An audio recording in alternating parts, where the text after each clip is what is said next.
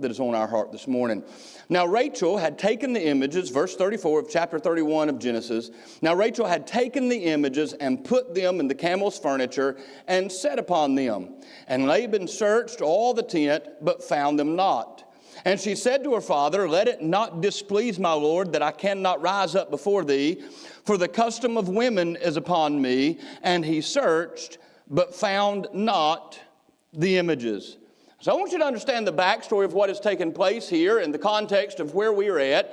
And if you'll remember, Jacob has wronged Esau and has stolen the birthright from him, and he has left. And in his leaving, he has ended up at Laban's house, and he has fallen in love with a young lady named Rachel. Your Bible talks about Rachel as though she is the most beautiful thing that he has ever laid eyes on, and describes her as a beautiful woman. And he asked Laban, he said, "What can I do to marry your daughter? What would I have to do to get your approval and your grace in taking your daughter to wife?" And he says, "I'll tell you what I'll do. If you will labor for me for 7 years, you'll work with me for 7 years for no pay, no nothing, just labor with me for 7 years, then I will give you my daughter to marry."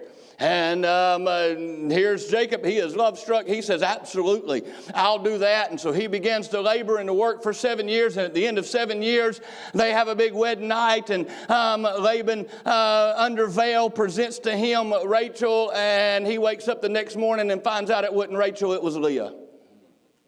Now, Leah is Rachel's older sister. It was custom that the younger sister would not be married before the older sister. I'm sure when Laban said, "You can marry my daughter Rachel, and you work for me for 7 years," he thought surely somebody would come along and want to marry Leah before then. And there was a problem. As nicely as we know how to say it, Leah was ugly. Your Bible says she was tender-eyed. It is that Leah was not pleasant to look upon.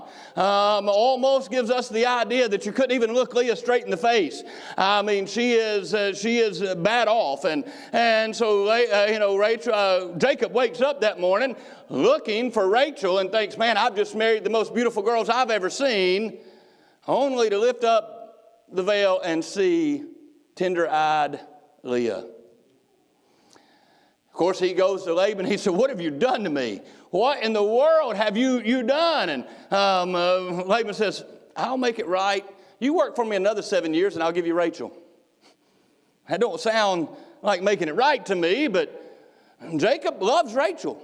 I mean, he is in love with Rachel, and he says, "Okay, I'll work another 7 years, and you give me Rachel." And so he does, and he works another 7 years, and he gets Rachel. And then he begins to live there and to dwell there with Rachel and Leah, and he begins to prosper, and God begins to bless him. And everything that Jacob touches just seems to turn to gold. And I mean, the cattle, Laban says, "I'll tell you what I'll do." He said, "I'll give you all the striped cattle." And it seems like as they come out, every calf that was born was striped. And so Laban begins to prosper, or Jacob begins to prosper, and Jacob says, "You know what? I want to change our deal. You're not going to get all the striped cattle. You'll get all the solid cattle." And all of a sudden, all the calves that come out are solid. I mean, God is just blessing Jacob, and it begins to be a problem between Jacob and his father-in-law. And Jacob realizes the strife and the contention that's going on, and so he says, "I believe it'd be best if we just separated." But he doesn't go and tell Laban that. He just packs Rachel and Leah up and tells them, "Look, we're getting out of here." He said, "It's become contentious between me and your dad, and God has blessed me." And he said, I don't know what else to do." He said, "We're just going to go back to my homeland." So there is the story, but there's the separating. We find then, in the process of leaving under the cover of night, Jacob doesn't see within himself any way that he can leave without there being contention. And so he decides that he's going to leave under the cover of night. He's going to pack up his wives, his children, and he's going to pack up all his belongings and all his herds of cattle and sheep and goats and animals, and he's just going to sneak away. I don't know how many of you may have in your younger years tried to sneak in and out of the house. You couldn't do that by yourself. I don't know how he intended to do this with 2 wives and children. More or less, all his cattle and all his sheep and all his goats and all his camels and all his donkeys and all his chickens and all. I mean, you're not sneaking away, Jacob. And yet, this is what he thinks. Let me insert right here. If you need to leave somewhere, there's a right way to separate. Much can be said, and don't be caught separating and leaving the wrong way. There's a right way. But I want you to notice in the process of all this and them leaving, it is that Rachel, Daddy's little girl, steals something from the home place. She takes something. Notice there in verse number 34, now Rachel had taken the images. You go back to verse number 30. And now, though thou wouldest needs be gone, because thou art longest after my father's house, yet wherefore hast thou stolen my gods? Jacob gets up that morning, and he doesn't realize that his grandchildren are gone. He doesn't realize that all of Jacob's cattle and goats and chickens, everything that he has is gone. He don't realize that Rachel and Leah is gone. The first thing that Jacob notices that has been taken are his false idols in his house. And he begins to think, where in the world are they at? And he steps outside and he realizes now at this time, it's not just that my idols are gone. Everything's gone. Jacob's gone. Rachel and Leah's gone. My grandkids are gone. Everybody's gone. And so he pursues after them. And he catches Jacob. And his question isn't, why in the world would you leave under cover of night? Why would you just rip my family out from under me without even talking to me about it? Why would you take it? His question is, what'd you do with my gods? What'd you do with my idols? I know you took them. Where are they? Jacob says, I ain't got them. I don't know what you're talking about. He said, I'll tell you what, though. You can search everything I got. You can go through everything that I have. And whoever you find them with, do with them what you want. So Laban begins to search. And he starts with the servants, and he starts with Jacob's stuff, and he starts with everything. And, man, he's going tent to tent to tent, and he gets to Leah's tent, and he searches Leah's tent. He gets to Rachel's tent, and he sticks his head in Rachel's tent. And Rachel has hid them in her dress and is sitting on them. And whenever Laban walked in, it would have been custom for her as the lady of the house to stand, and she doesn't stand. And she knows this is going to be, cause a question in her father's eyes. And she calls her father and said, don't get upset with me for not standing. The manner of custom of women is upon me. And she said, I can't stand right now. Hopefully you understand what that is. If not, go ask your mom and daddy. But anyway, some of y'all didn't find that funny because kids are going to be asking about it. But anyway, she doesn't stand because of that. And Laban says, okay. And he goes on out of the tent and he begins to look for it and can't find it. And Jacob said, I told you, we didn't take anything. When in fact, Rachel did take something from Daddy's house. And so here's what I want to preach on. What are your children leaving with?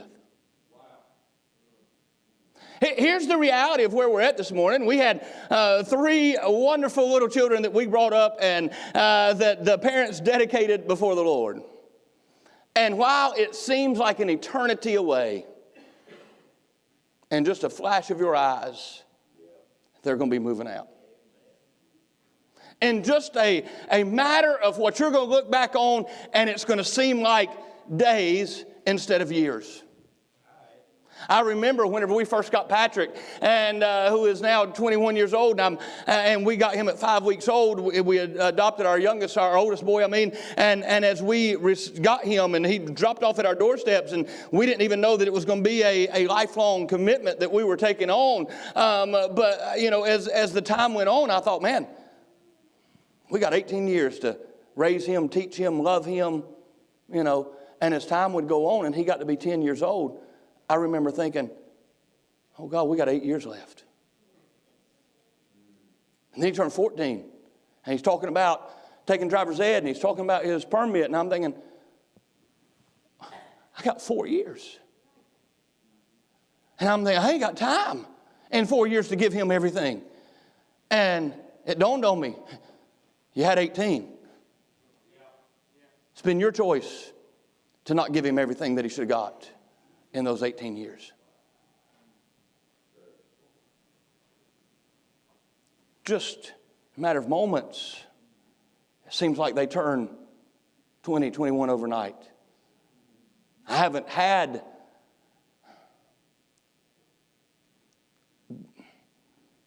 having a hard time calling it a privilege of walking my daughter down the aisle yet. That was partly a joke. I haven't had the privilege of doing that yet. But it's going to get here way too soon.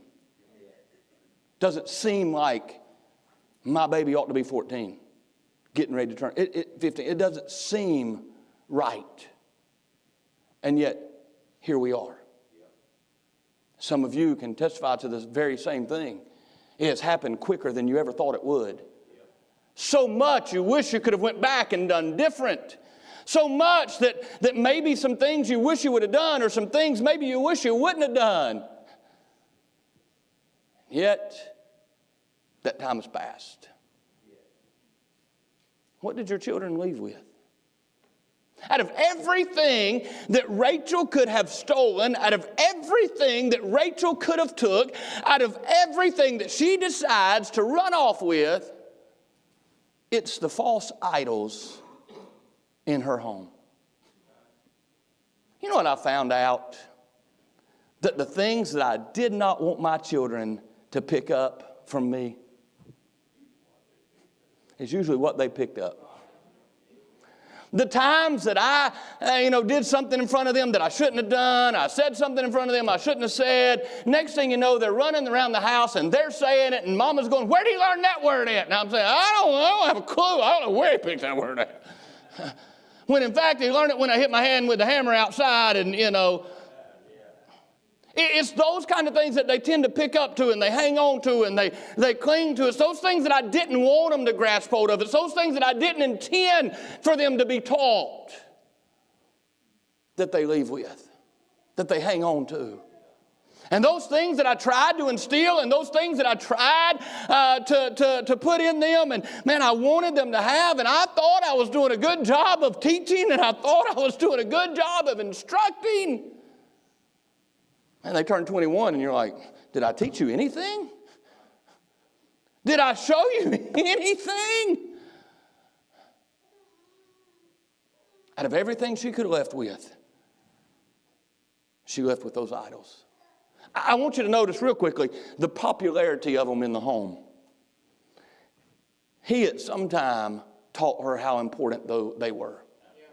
I don't read anywhere in the passage of Scripture and in Rachel's life where she is set down and taught and told, look, these idols, this is what you need to worship, this is what you need to, Jacob does it, and Jacob isn't for that. Jacob's trying to serve the Lord, trying to worship God. It's not that she got it from her husband, but she is intent on taking these things from her daddy. And why is it? I'm convinced it's because he had made them popular in the home.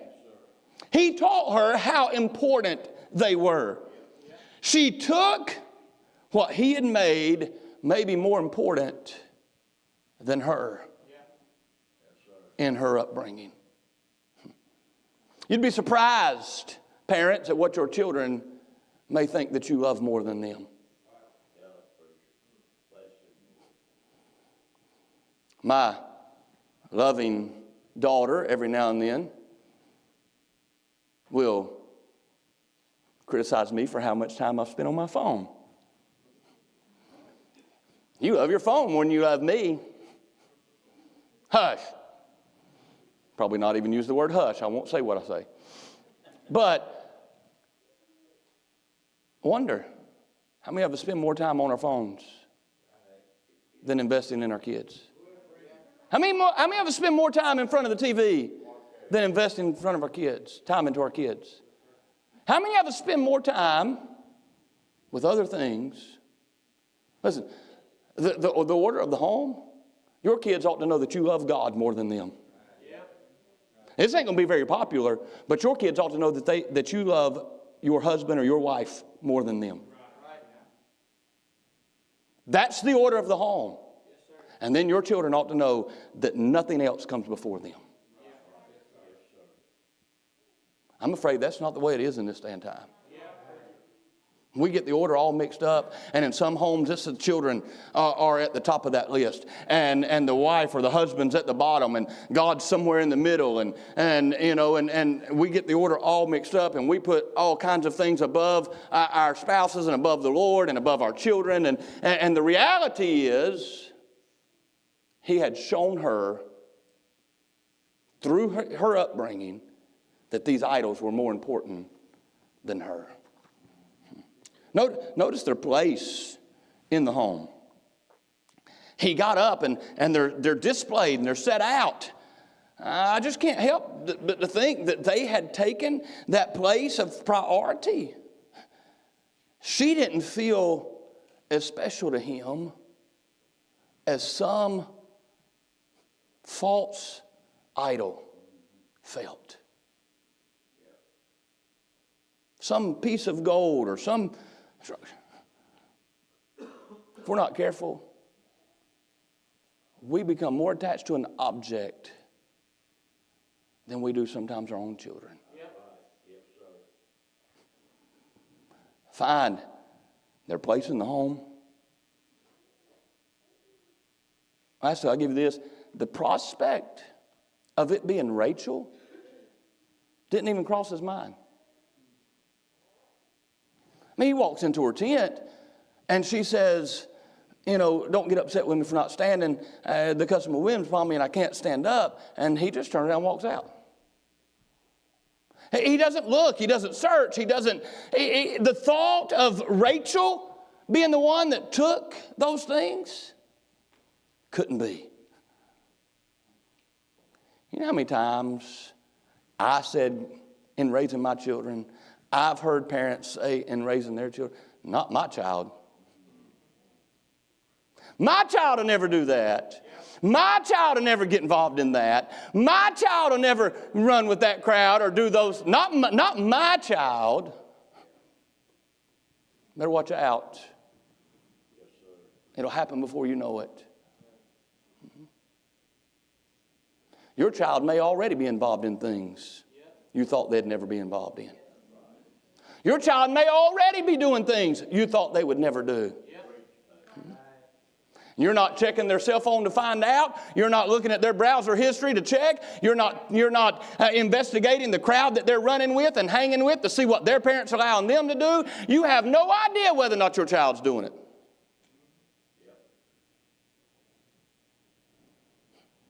Not my children. Oh, yes, your children. My children. My children. It's always astonished me when there's issues with involving children at the church or in the school. It always goes smoothly if both sets of parents realize that their children make mistakes. That their children could have hit somebody. Their children could have lied. Their children could have, done something. Versus whenever one of them is willing to accept the fact that their children may have done something, and the other one's like, my child wouldn't have done that. Well, I watched them do it. Not my child. My child wouldn't. I saw them. Not my child. Well, yeah, your child. Your child. I don't know how y'all were raised. I was raised, it didn't matter what I had to say about it as a child. If the teacher told mom and daddy I'd done it, I'd done it. I'll never forget having a teacher lie on me. She lied. She right out lied and said I'd done something I didn't do. And there wasn't nothing I could do about it. I told Mama, I said, she's not telling you the truth. And I got a spanking. I got grounded. I was 13 years old. I got a spanking. I got grounded. And we set up a parent-teacher conference. I said, Mama, I didn't do it. We're getting ready to find out. Well, I'd already been punished. It didn't matter. The teacher didn't show up for the parent-teacher conference. We rescheduled. She didn't show up again. And my mama said, maybe you didn't do that. You think? I was trying to tell you I didn't do it. Huh? But it didn't matter. Why? Because I was capable of doing those things. She realized I'm not as innocent as I wanted her to think I was. I'm not as good as I was trying to convince her I was, and she knew that. Some of you need to realize your kids are around and given a lot more of the world than they are your instruction. And what they see at school and what they hear out of classmates and what they hear out of teachers and what they see on TV and what they're looking at on their iPads and on their telephones, you are giving them access to things that are teaching them wrong things, and then you're sitting back saying, my child would never do that. Yes, they would. Simply trying to get you to see, and after our baby dedication this morning, getting us to realize that what our children leave with is important. And we can tell them that they need to love the Lord. And we can tell them that they need to be born again. And we can tell them that they need to have a walk with the Lord. And telling them will not be enough. You better show them.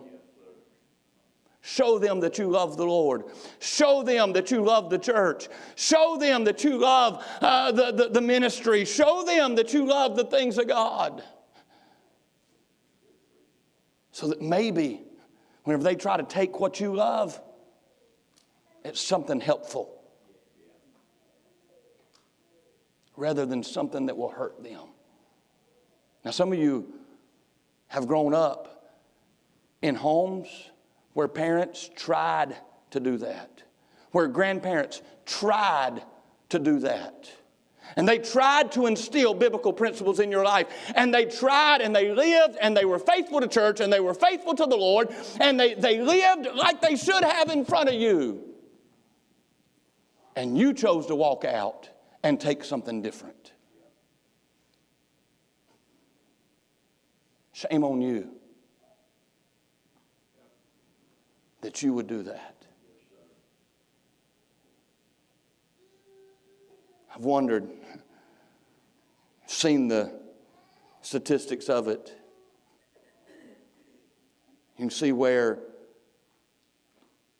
mom and dad raised their children in church, and then that generation grows up, gets married, and isn't faithful to church, takes their kids some, not all the time, sporadically, and that grandchild grows up and gets married, and by the time there's a great-grandchild, they don't even go to church.